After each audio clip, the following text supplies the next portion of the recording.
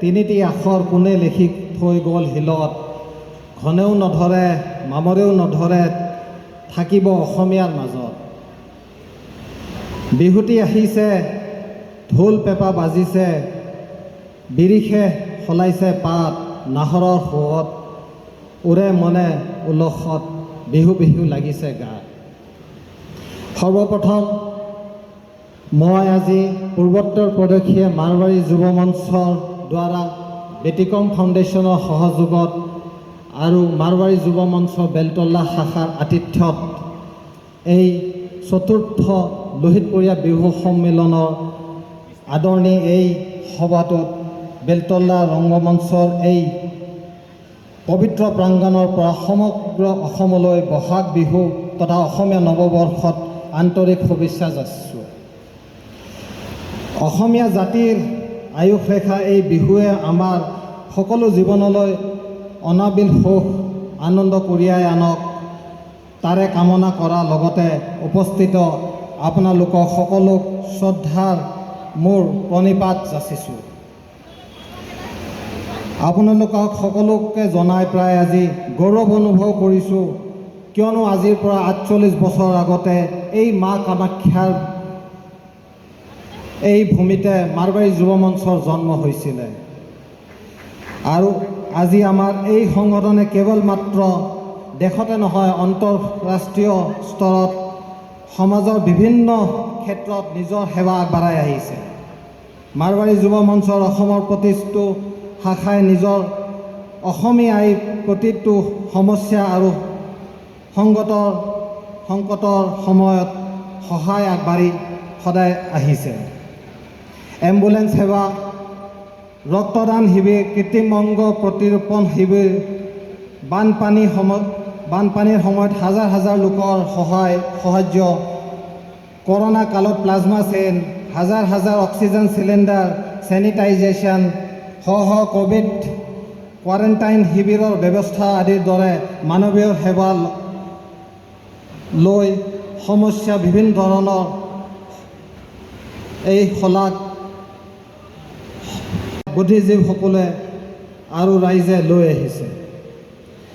আজি যিহেতু মাৰৱাৰী সমাজৰ আয়োজন কৰা বিহু অনুষ্ঠান উপলক্ষে আপোনালোকক সকলোকে সম্বোধন কৰিছোঁ, গতিকে অসমৰ মাৰৱাৰী সমাজৰ আৱেগ অনুভূতি সম্পৰ্ক কিছু কথা আপোনালোকক সন্মুখত দাঙি ধৰিব লাগিব বুলি মই অনুভৱ কৰোঁ। আমি লক্ষ্য কৰোঁ যে যোৱা দুটা দশকত অসমৰ অজিত মণ্ডিত সমাৱেশত ক্ষতি কৰা বহু চেষ্টা কৰি আহিছে।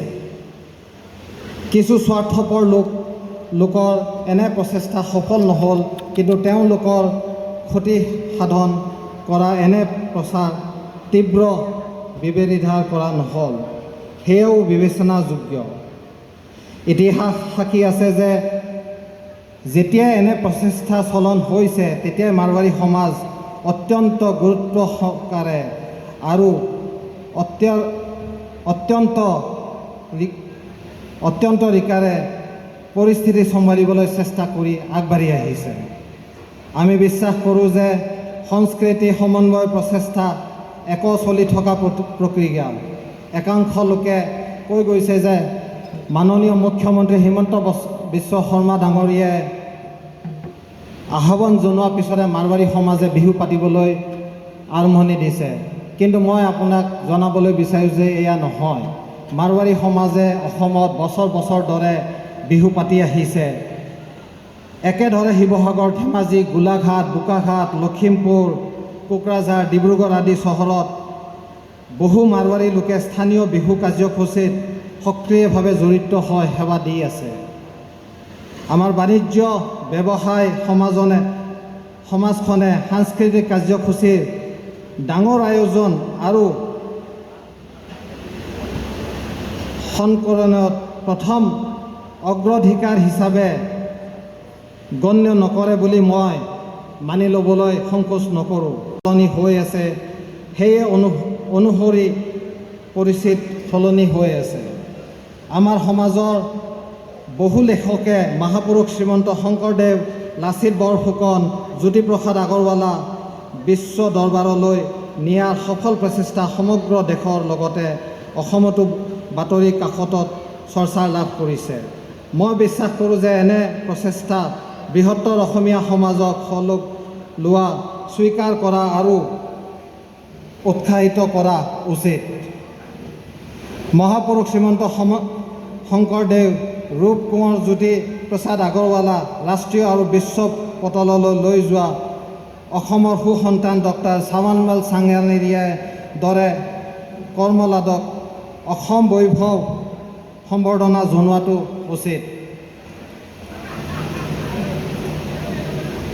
অৱশেষত এই কম যে আহক আমি সকলোৱে মিলি অসমত বাস কৰা সকলো ভাষা ভাষী জাতি জনগোষ্ঠী সমসন্মানে প্ৰদান কৰি আমাৰ সকলোৰে মৰমৰ এই অসমী আইৰ উন্নতি তথা প্ৰগতিৰ হকে কাম কৰি যাওঁ।